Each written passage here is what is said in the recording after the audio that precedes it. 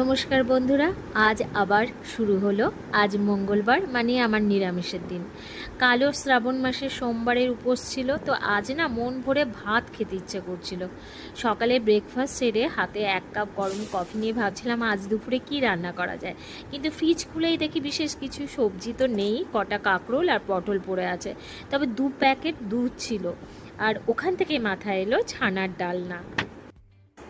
ছানাটা কাটিয়ে 1 চামচ ময়দা, ভাজা মশলা, নুন আর গরম মশলা দিয়ে মেখে ছোট ছোট বল তৈরি করে নিলাম।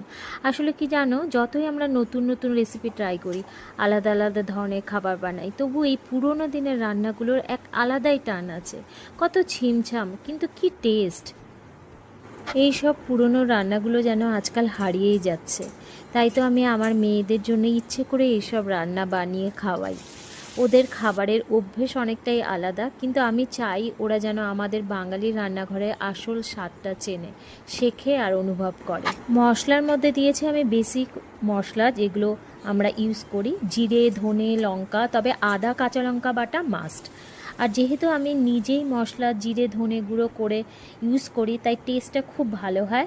আর লাস্টে ঘি, গরম মশলা আর চিনি সেই পুরনো দিনের মতো দিতেই হবে। আবার গল্প হবে আরেক দিন। আজ আসি, তোমরা খুব ভালো থেকো।